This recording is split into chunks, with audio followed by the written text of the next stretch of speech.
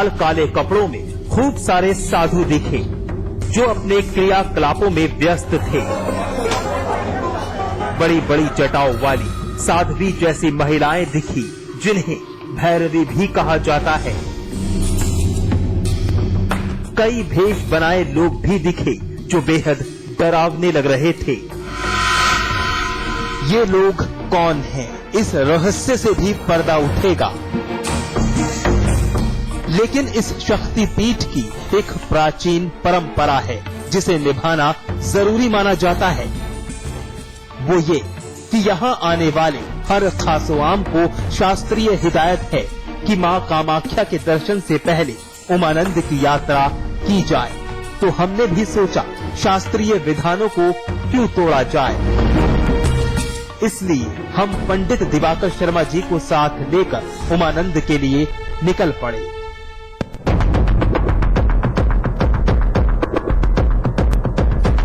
नमस्कार, अघोर तंत्र की रहस्यमयी दुनिया में आपका स्वागत है। दोस्तों, अभी हम उस रास्ते पर हैं जो रास्ता उमानंद की तरफ जाता है। उमानंद वो जगह है जहाँ पर भगवान शिव ने क्रुद्ध होकर कामदेव को भस्म कर दिया था।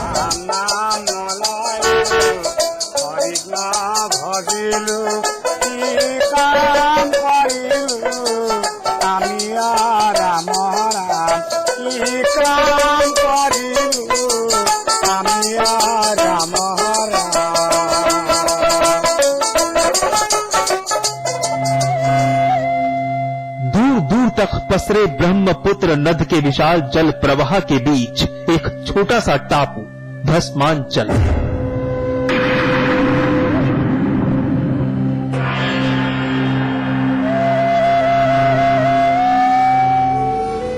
वही स्थल है जहां भगवान शिव ने सती से विरक्त होने के बाद एकांत वास लिया था। बहुत सारे लोग ब्रह्मपुत्र को नदी संबोधित करते हैं, जबकि शास्त्रीय प्रमाणों के अनुसार ब्रह्मा का पुत्र होने के नाते ये नदी नहीं नद है, यानी पुल्लिंग स्वरूप जल प्रवाह है। ये भारत ही नहीं विश्व का एकमात्र नद है और नदियां तो असंख्य हैं। उमानंद भगवान शिव का ही एक नाम है जिनका निवास ब्रह्मपुत्र नद के बीच एक टापू पर है।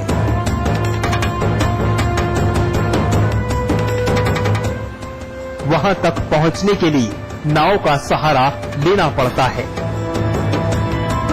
दूर दूर तक फैले ब्रह्मपुत्र का भयंकर जल प्रवाह रोंगटे खड़े कर देता है।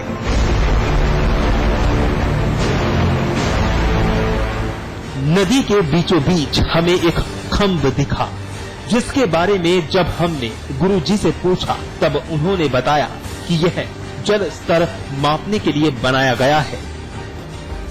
बारिश के दिनों में तो इस नाद का जल स्तर इतना बढ़ जाता है कि उमानंद की यात्रा बेहद खतरनाक हो जाती है। उस समय यहाँ आने वालों की संख्या भी कम हो जाती है, जबकि जाड़े के दिनों में यह यात्रा सुगम हो जाती है। जैसे जैसे हम उमानंद के करीब पहुंच रहे थे, रोमांच बढ़ता जा रहा था। अब हम उमानंद अथवा भस्मांचल टापू के बहुत करीब थे।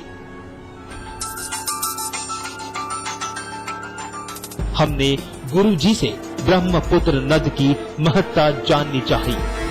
देखिए, ब्रह्मपुत्र का पूर्वोत्तर में उसी प्रकार महत्व है जैसे हमारे उत्तर भारत में गंगा यमुना का महत्व है, ऐसे ही पूर्वोत्तर की एक प्रमुख नदी है जो तिब्बत से आ रही है। तो इसको माना जाता है कि ये ब्रह्मा जी का पुत्र है, ब्रह्मा जी के कमंडल से इसको उत्पत्ति हुई थी। तो पूर्वोत्तर के जितने भी धार्मिक अनुष्ठान है उसमें सर्वोपरि इसका स्थान माना है। इसमें स्नान, ध्यान, अर्चन का वही महत्व जैसे हमारे यहाँ गंगा का महत्व। पूर्वोत्तर में ब्रह्मपुत्र की गंगा जैसी गरिमा इसलिए भी मानी जाती है क्योंकि इस नद के किनारों पर तंत्र के कई गुप्त स्थान आदिकाल से ही विद्यमान हैं, जिनकी चर्चा भारत ही नहीं समूचे विश्व में होती है। इसके किनारे पे ज्यादातर जो जितने भी पूर्वोत्तर में जो पीठ है, तंत्र के स्थान है, गुप्त स्थान है, जितने भी वो इसके किनारे किनारे स्थापित हैं। तो तेजपुर में भी कुछ है, म्यांग के अंदर भी काफी जो है, और कामाख्या का जो मेन कामाख्या देखें, कामाख्या का जो पिछला हिस्सा है उसमें से ब्रह्मपुत्र होके जा रहा है। और उमानंद के चारों तरफ उमानंद जो टापू है, ये जहाँ पे कामदेव को भस्म किया था, तो प्रमुख जगह है ये इसका। हमारी नाव उमानंद के किनारे अभी भी मंडरा रही थी और हम सोच रहे थे कि इस विशाल नद के बीच इस टापू पर भगवान शिव की समाधि और फिर इस टापू पर उस रहस्यमयी जगह की खोज किसने और कैसे की होगी, जिस जगह आज भी पहुंचने में भय का आभास होता है। उस जगह आदि गुरु शंकराचार्य सैकड़ों वर्ष पहले कैसे पहुंचे होंगे, यह अनुभूति हमें बेहद रोमांचित कर रही थी। इसकी जो खोज है ये तो आदिकाल से है। भगवती का जब प्रादुर्भाव हुआ था, भगवती का भग का पतन हुआ था कामाख्या के अंदर, तभी से ये इसका महत्व है। इसको जो विश्वकर्मा जी ने, जो आप मंदिर देख रहे हैं, विश्वकर्मा जी का बनाया हुआ है। और इसको जो आदि शंकर थे, उन्होंने इसका जीर्णोद्धार किया था। आदि शंकर ने ये जो स्वयं भूलिंग है उमानंद जो यहाँ पर है, इसको उमानंद और रामानंद भी कहते हैं इसको। योगिनी तंत्र और कालिका पुराण में यह पर्वत भस्मांचल भस्मकूट नाम से वर्णित है। आदिकाल में यह भस्मांचल पर्वत और विशाल तथा भयावह था। ब्रह्मपुत्र नद की विशालता भी उस समय अधिक थी, लेकिन समय के साथ साथ अब यह टापू नद के पानी के बहाव चपेट में आकर छोटा हो गया है। कई पौराणिक स्मृतियां ब्रह्मपुत्र ने निगल लिया है।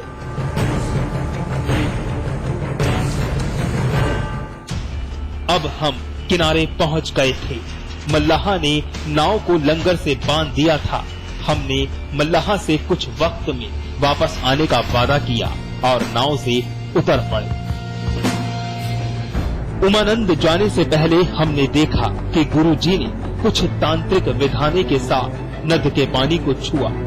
तंत्र में अर्चना के कुछ अलग विधान हैं। पास ही घाट पर कुछ महिलाएं भी ब्रह्मपुत्र के जल के पास बैठी विचित्र आवाजों के साथ पूजा अर्चना में लीन थी।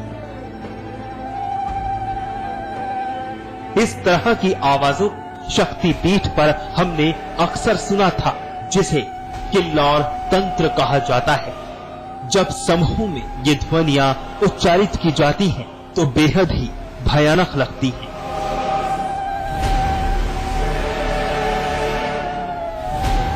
वाम मार्ग में ध्वनियों और मुद्राओं का विशेष महत्व माना जाता है।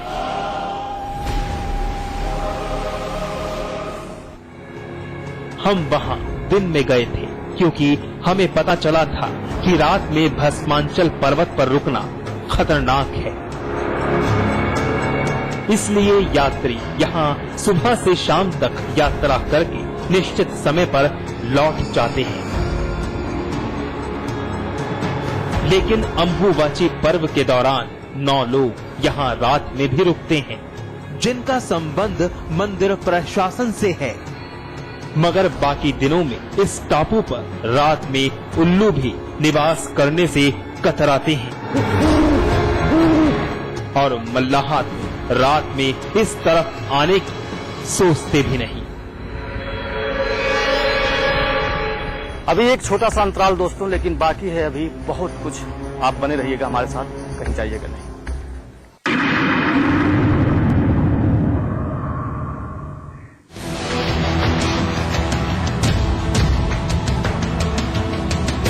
आदेश गुरु का चरण में, आदेश गुरु का।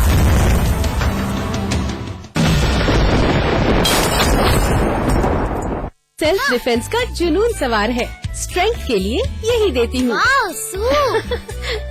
इस इंटेलिजेंट सुपरमैन को खीर बहुत पसंद है। हस्बैंड को ऑफिस में भी बिरयानी चाहिए।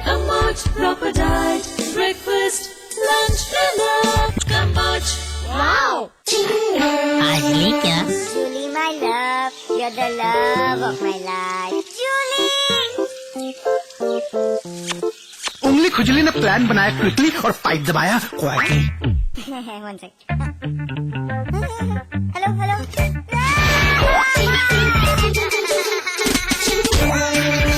Refreshing mini gun. आज ली क्या? खनन को लेके इस वक्त हिंदुस्तान भर में कोहराम है।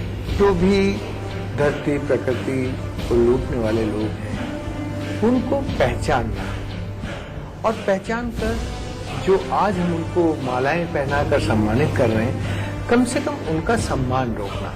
देखो, जब ये बड़े राज्य थे तब लुटेरों को बड़े राज्यों से लूटने के लिए ज्यादा मशक्कत करनी पड़ती थी। अच्छी बात कह रहे हैं आप। अब छोटे राज्य हो गए हैं तो अब लुटेरों को उन राज्यों को लूटना बहुत आसान हो गया। हमने ये सवाल उठाया। धन्यवाद, आपने यदि इस सवाल को उठाया तो मैं आपके चैनल को और आपको सचमुच दिल से धन्यवाद देना चाहता हूँ। समस्या बहुत गहरी है। गंगा की सांस उखड़ रही है, यमुना नाले में तब्दील हो रही है, हिमालय की आंख में आंसू है। हम अभी नहीं जागेंगे तो कब जागेंगे? पर्यावरणविद एवं सामाजिक कार्यकर्ता राजेंद्र सिंह के साथ अमिताभ अग्निहोत्री की खास बातचीत देखिए चक्रव्यूह आज रात 8:30 बजे सिर्फ समाचार प्लस पर।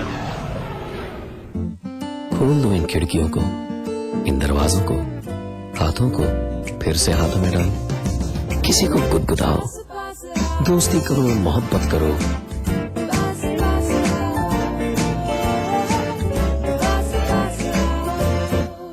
गले मिलो, आंख मिलाओ, किसी को अपना बनाओ।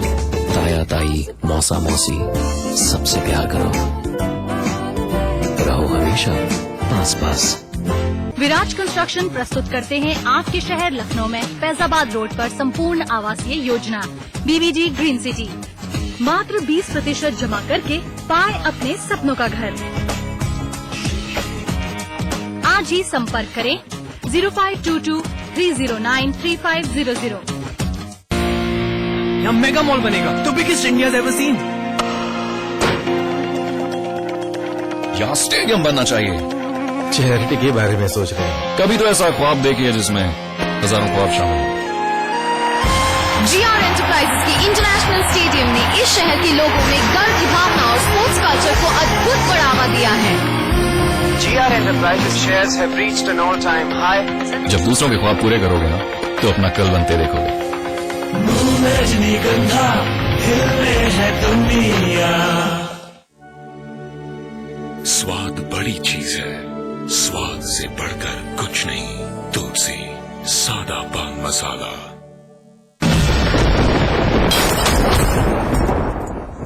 आप देख रहे हैं अघोर तंत्र। आपको बता दें दोस्तों कि समाचार प्लस पहला चैनल है जो इस टापू पर पहुंचा है। ये जगह है उमानंद, ब्रह्मपुत्र नद के बीच में एक टापू जिसे उमानंद के नाम से जानते हैं। आइए आगे बढ़ते हैं।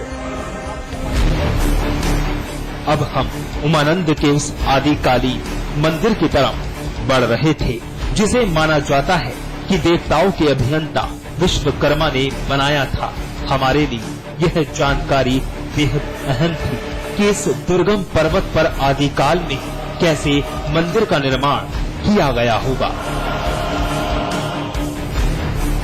ये जो बड़ा महत्वपूर्ण है, पूर्वोत्तर में जो माँ कामाख्या धाम है उसका ये प्रथम द्वार माना जाता है। भगवती कामाख्या के दर्शन से पूर्व इस स्थान का दर्शन करना, यहाँ जो शिव हैं ये भस्मांचल इसका नाम है, अघोरी शिव मानते हैं इसको। तो यहाँ पे ये उमानंद इस जगह का नाम है। तो इसके दर्शन सर्वोपरि हैं। इसके दर्शन किए बिना जो कामाख्या का दर्शन करता है तो हमारे शास्त्र में कि वो निष्फल हो जाता है, उसका जो दर्शन है कामाख्या दर्शन भी निष्फल हो जाता है। तो इसका बड़ा महत्व है। सबसे पहले कामाख्या दर्शन से पहले उमानंद का दर्शन सर्वोपरि हमारे शास्त्र में